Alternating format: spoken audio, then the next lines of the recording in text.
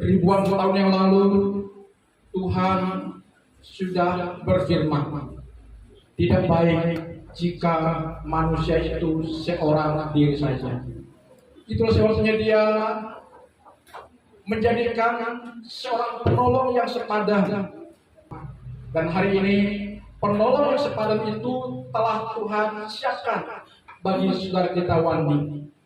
Saya percaya penolong yang sepadan sebagaimana yang telah mereka cita-citakan akan menjadi pendamping perjalanan hidupnya sekarang sampai mereka menyelesaikan masa kontrak karyanya di kefanaan dunia ini.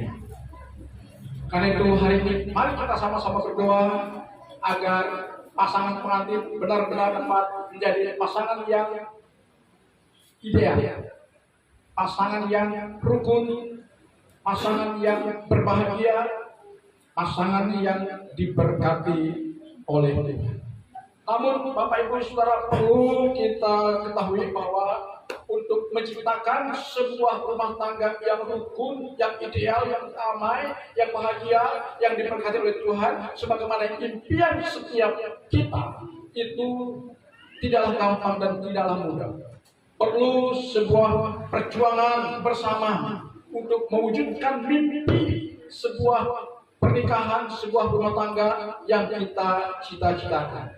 Jadi hari ini sebelum kita menyaksikan kedua mempelai akan diteguhkan dan diberkati nikahnya atau disahkan atau diresmikan pernikahan mereka sehingga mereka sah dan resmi sebagai pasangan suami istri.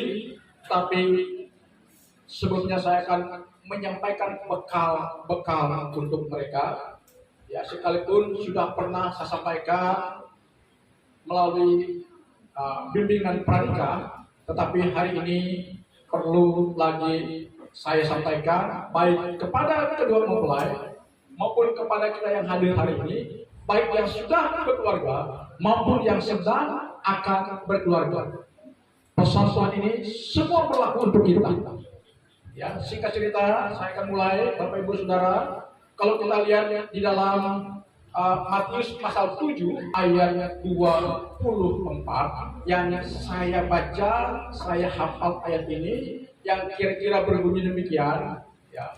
Barang siapa yang mendengar perkataanku dan melakukannya, ia sama dengan orang yang bijaksana yang membangun rumahnya di atas batu. Ketika hujan datang, ya, banjir datang, angin kencang melanda rumah itu tidak rubuh dan rusak karena dibangun di atas batu. Tetapi barang siapa yang mendengarkan perkataanku, kata Tuhan Yesus, dan tidak melakukannya, ia sama seperti orang yang dulu dan bodoh, karena dia membangun rumahnya di atas pasir yang gembur. Ketika datang hujan, banjir, angin melanda rumah itu akan tidak berbekas sama sekali. Artinya hancur berantakan, saudara. Nah, kalau kita melihat di Sulawesi tidak ada gedung yang tinggi, tetapi kalau kita pergi ke Jakarta, kita sudah melihat gedung-gedung pencakar langit. Ketika saya pernah ke kota Dubai, saya melihat ada satu gedung yang sangat tinggi, dan saya terkagum-kagum melihat rancang bangunan gedung tersebut. Tetapi kekaguman saya tidak cukup hanya melihat kewahannya, keindahannya, kemegahannya, tetapi saya berpikir bagaimana oleh perancang bangunan ini, ya, mempersiapkan sehingga bangunan itu bisa kokoh berdiri dan tetap tegak walaupun menghadapi goncangan seperti angin, banjir, ya, hujan melanda atau bangunan. Bangunan itu tidak akan pernah roboh. Nah, seringkali Bapak Ibu Saudara, kalau kita membangun rumah, seringkali kita lupa akan sesuatu yang kurang kita perhatikan, yang kurang kita pikirkan, yaitu pondasinya. Ya, kekuatan sebuah bangunan, kekuatan sebuah rumah, jika pondasinya bermasalah, jika pondasinya abal-abal, maka rumah itu tidak akan kokoh berdiri manakala diperhadapkan kepada bencana alam. Jadi hari ini saya sebagai pendahulu khotbah saya menganalogikan bahwa pernikahan atau membangun sebuah pernikahan atau rumah tangga kita sama seperti kita membangun sebuah rumah tangga atau sebuah gedung pencakar langit. Ya, bangunan itu harus memiliki fondasi yang kuat. Selain fondasi yang kuat, harus dibangun dengan cara yang tepat.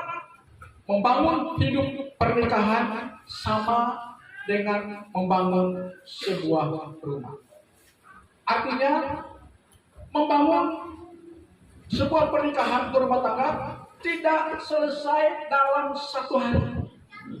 Membangun sebuah rumah tangga yang ideal, yang rukun, yang damai, yang bahagia, yang sukses tidak bisa selesai dalam satu malam. Bangunan pernikahan Wandi dengan Agustina tidak selesai dibangun hanya pada hari pesta pernikahan hari ini. Harus berpikir jauh ke depan bahwa pernikahan yang kuat, rumah tangga yang kokoh, rumah tangga yang rukun, rumah tangga yang damai, rumah tangga yang bahagia perlu diperjuangkan, perlu diupayakan, perlu dipelihara sepanjang hidup. Setiap kita merindukan, memimpikan sebuah kehidupan pernikahan yang baik, the best. Ya, tidak hanya rukun, tidak hanya bahagia, tapi diberkati oleh Tuhan. Amin. Diberkati oleh Tuhan. Namun untuk mewujudkan sebuah pernikahan yang ideal, rumah tangga yang ideal, yang kokoh, yang rukun, yang damai, yang bahagia, dan diberkati oleh Tuhan, maka kita perlu fondasi yang kuat. Perlu dibangun atas pilar-pilar yang benar, fondasi yang kuat, dasar yang kuat. Saya mencatat menyiapkan pesan pernikahan untuk Wandi dengan Agustina hari ini, bahwa pernikahan mereka jika mau kokoh, jika mau ideal, jika mau kuat, jika mau langgeng, rukun, sampai mau memisahkan kita, maka perlu dibangun atas 4 pilar, atau pilar 4 fondasi, 4 dasar, saudara. Saya mulai dari dasar yang pertama, yaitu ilmu. Mengapa saya mulai dari sini? Ilmu yang dimaksud di sini adalah seperti yang ditulis oleh Salomo dalam Amsal pasal 1 ayat 7 bagian A, bahwa takut akan Tuhan adalah dasar pengetahuan. Amin. Jadi, ya, ilmu yang pertama adalah melihat sang perancang hidup kalian, yaitu Tuhan itu sendiri. Ya, Tuhan dasarnya adalah Tuhan. Ya. Kalau pernikahan tidak didasarkan atas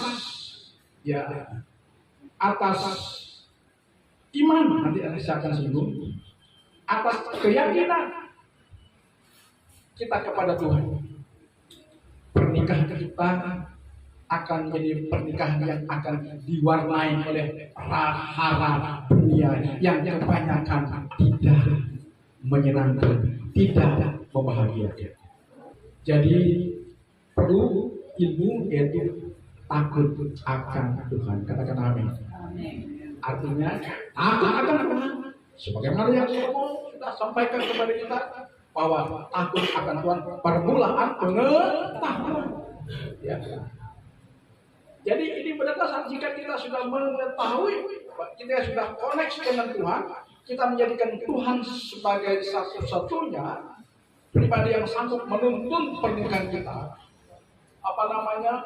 dia akan campur tangan atas seluruh perjalanan hidup rumah tangga kita, maka percayalah, kita akan berjalan sesuai dengan rancangan dan rancangan Tuhan itu pasti yang terbaik buat kita semua. Jadi dasari hidup nikah kalian atas takut akan Tuhan. Amin. Yang kedua, selain ilmu takut akan Tuhan, yang kedua adalah ilmu itu sendiri. Ilmu apa? Ilmu pengetahuan untuk bagaimana kita bisa menjalani hidup rumah tangga kita. Ilmu bagaimana kita bisa mengatur seluruh perjalanan hidup rumah tangga kita, mengatur, memanage, menata hidup rumah tangga kita, baik usaha kita, pekerjaan kita, dan lain sebagainya. Harus ada ilmunya, ya kan? Ada ilmunya. Ilmu bagaimana saya katakan menata hidup rumah tangga supaya rumah tangga kita ideal. Ilmu bagaimana kita memanage hasil usaha kita supaya hasil usaha kita tepat sasaran untuk kesejahteraan dan kebahagiaan keluarga dan rumah tangga. Hidup bagaimana kita menata seluruh perjalanan hidup rumah tangga kita supaya kelihatan rapi, indah, dan menyenangkan. Amin. Agar hidup yang sesungguhnya dapat kita nikmati. Sebab tanpa ilmu, saya katakan tanpa ilmu tadi, rumah tangga kita akan menjadi rumah tangga yang saya mau katakan rumah tangga yang sangat rentan terhadap bahaya yang akan menghancurkan kita sudah. Karena itu saya ulangi lagi, dasar yang pertama ilmu takut akan Tuhan.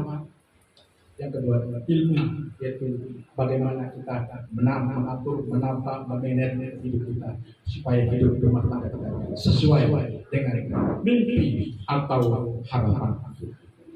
Ya, kepada Wandi dan Agustina, saya percaya Agustina sudah banyak ilmu, Wandi sudah banyak ilmu. Belajar terus, minta hikmat Tuhan.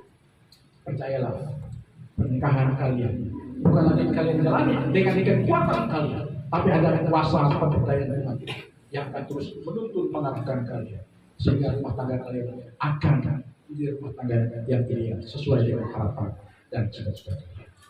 Ini yang pertama ya, dasari hidup rumah tangga dan pernikahan kalian dengan ilmu takut akan Tuhan, dan ilmu itu bagaimana kita mengatur, memanage, menata hidup kita agar hidup kita sesuai dengan harapan kita.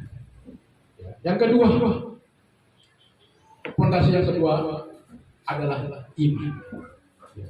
Amsal pasal 3 ayat 5 sampai dengan ayat 7. Saya minta satu orang baca Amsal pasal 3 ayat 5 sampai dengan ayat 7. Silakan Pak Guru kita.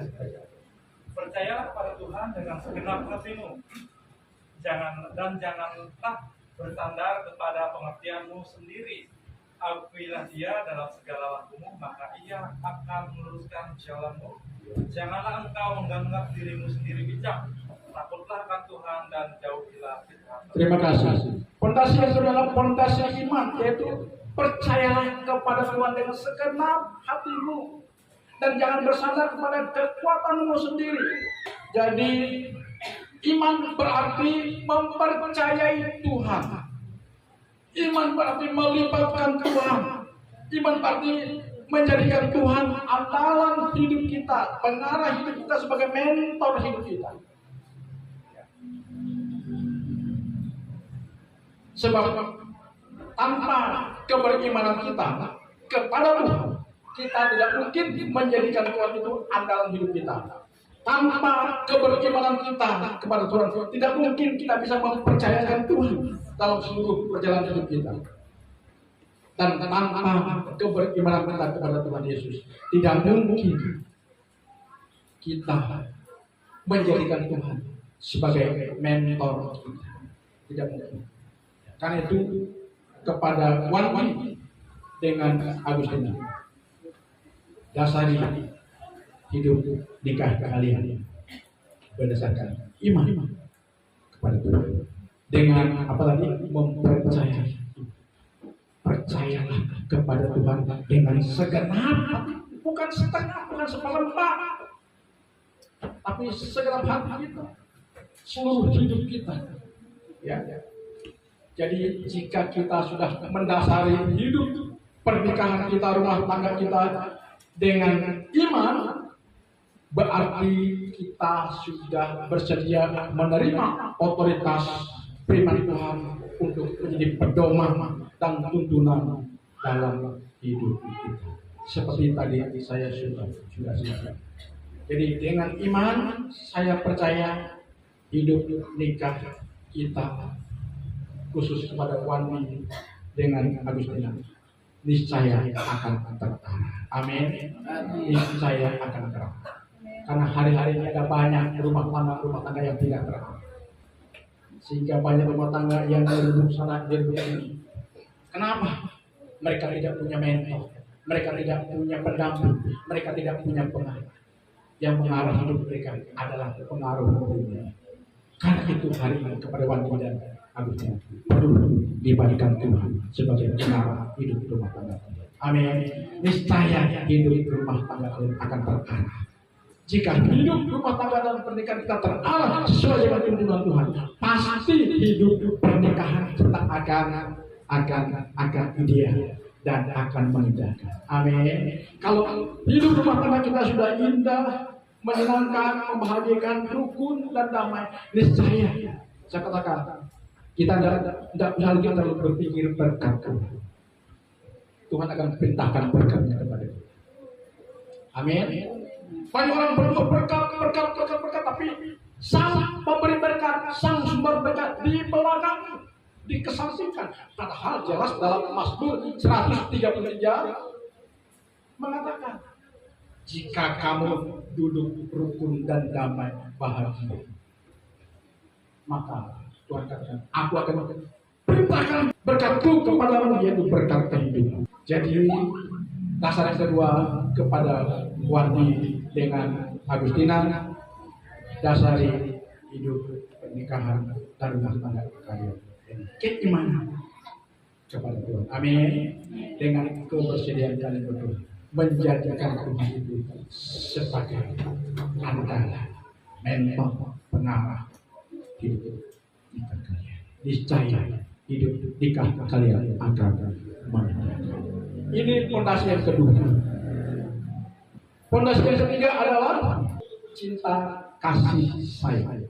Di kata cinta kasih sayang disebutkan menjadi satu kata yang sangat bermakna yang sangat dalam, yaitu kasih, saudara. Kasih, ya kan? Karena cinta tidak bisa dipisahkan dari kasih. Sayang tidak bisa dipisahkan dari kasih. Jadi cinta dan sayang disebutkan jadi kasih. Amin. Sebab dalam 1 Korintus pasal 13 ayat 7 kalau tidak salah saya, percuma kita memiliki segala sesuatu, tapi kalau kita tanpa memiliki kasih, itu tidak ada artinya sama sekali. Ya. Mengapa kasih begitu penting? Karena kasih adalah sebuah kekuatan. Saya ulangi lagi, kasih adalah sebuah kekuatan. Kekuatan apa? Pertama, kasih adalah sebuah kekuatan untuk memaafkan. Manakala salah satu pasangan disakiti oleh pasangan, siapkah Nana memaafkan Wandi? Siapkah Wandi memaafkan Nana? Andai kata satu saat kalian melakukan sebuah kehilapan, kepeledoran, terjadilah gesekan dalam rumah tangga, sehingga satu sama lain menciptakan sebuah goresan dalam pikiran dan hati.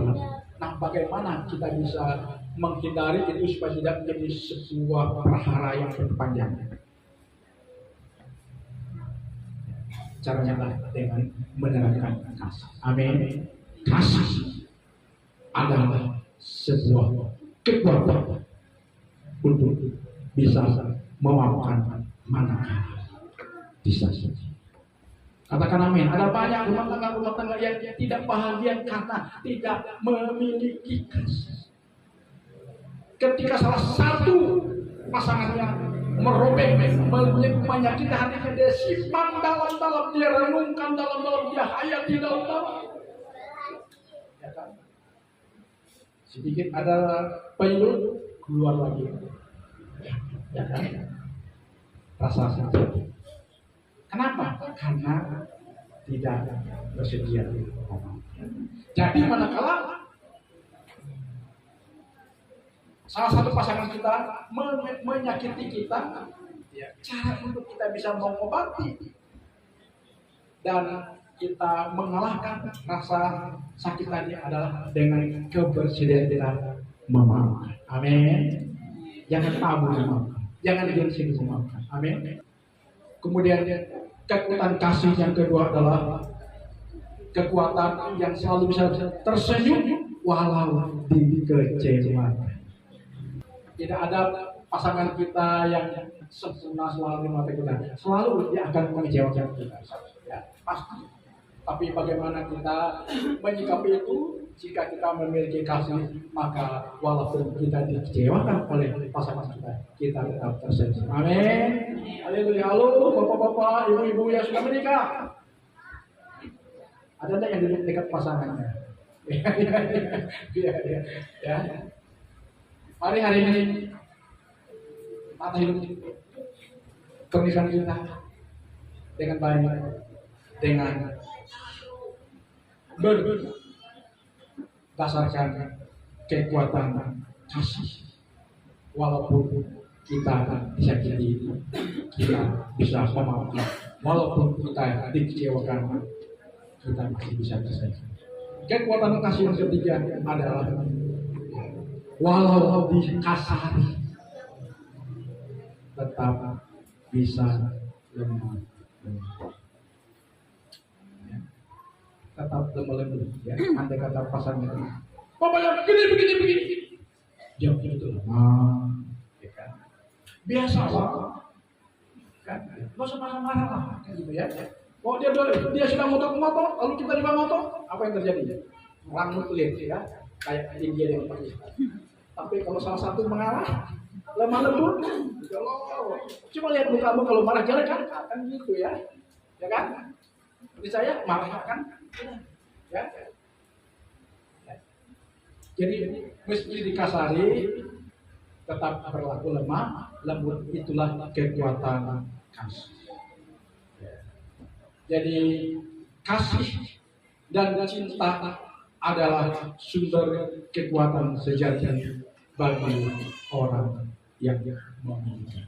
Saya berdoa, saya berharap Wandi dan Agustina adalah pasangan yang memiliki kasih tanpa pamrih.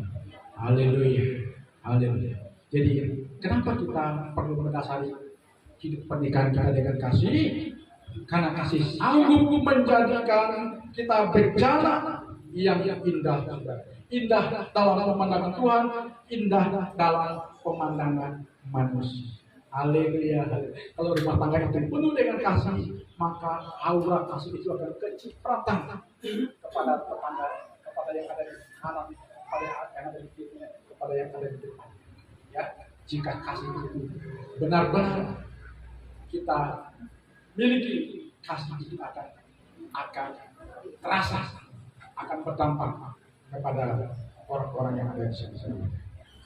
Dengan demikian, saya percaya Tuhan pasti dimuliakan dalam rumah tangga. Yang terakhir, cinta bisa memudah, rasa kasih bisa hambar, rasa sayang bisa menyakiti.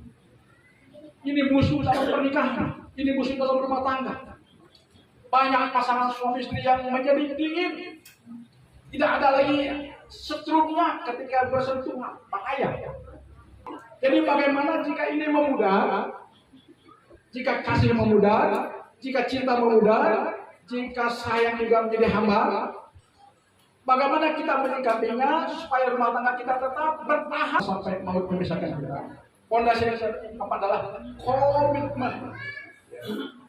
Karena hari ini kalian akan mengucapkan komitmen kalian, sumpah janji ikrar nikah kalian.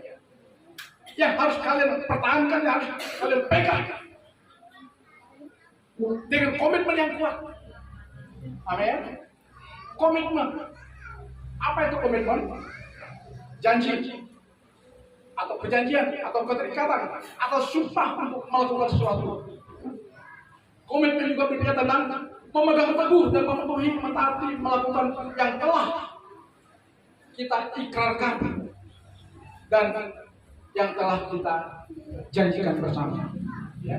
Jadi hari ini, andai kata kalau perjalanan nikah kalian menjadi hamba, ya, kalian harus kembali kepada komitmen. Ya. Bahwa aku telah menerima engkau sebagai suami, sebab aku telah menerima engkau sebagai istri yang sah dan satu-satunya sepanjang hidup. Aku berjanji untuk menerima engkau, baik dalam keadaan susah dan senang, kaya dan miskin, sehat dan sakit. Aku akan tetap bersamamu kecuali mau memisahkan. Ini komitmen. Andai kata terjadi pemudar akan cinta tadi, akan sayang tadi, kita kembali kepada komitmen. Amin. Komitmen inilah sebuah kekuatan yang bisa menjaga keberlangsungan hidup rumah tangga, sehingga kita bisa mengakhirinya dengan baik sesuai dengan rancangan Tuhan. Jadi Bapak Ibu saudara-saudara yang saya kasihkan Tuhan, hari ini Saudara Wandi dan Saudari Agustina memulai upaya mereka untuk membangun sebuah rumah tangga yang baik dan membahagiakan. Tetapi perlu diingat bahwa pernikahan yang baik dan membahagiakan tidak dapat dibangun dalam satu malam atau satu hari atau satu minggu atau satu bulan atau satu tahun atau 5 tahun. Perlu membutuhkan upaya pergumulan bersama, komitmen bersama untuk meraih masa depan bersama. Sebab apa? Cinta bukan berarti cuma saling memandang, tetapi terutama menatap ke tujuan yang sama. Dalam pemandangan Tuhan, pernikahan adalah komitmen yang utuh dari pribadi yang utuh. Tadi saya sudah singgung. Kehidupan bersama yang utuh. Kurang dari itu, bukanlah pernikahan Kristen yang ideal dan bukan dari Tuhan. Dan sangat mudah hancur berantakan sebagaimana yang kita cita-citakan. Oleh sebab itu, kepada Saudara Wandi dan Saudari Agustina, kalian berdua harus menjadi pasangan yang bijaksana, seperti dalam perumpamaan Tuhan Yesus yang tadi ayat saya bacakan, yaitu meletakkan dasar pernikahan kita di atas dasar yang benar. Amin. Atas dasar yang kuat, atas dasar yang kokoh, sehingga perjalanan hidup rumah tangga kalian akan tetap kokoh, kuat, tetap berdiri, meskipun zaman yang sudah edan ini berusaha untuk menghancurkannya. Kalian akan tetap menjadi pasangan yang tidak hanya kuat, tapi berbahagia, rukun damai, diberkati oleh Tuhan. Dan itulah sebuah perjalanan hidup pernikahan rumah tangga yang berhasil. Tuhan Yesus memberkati. Haleluya.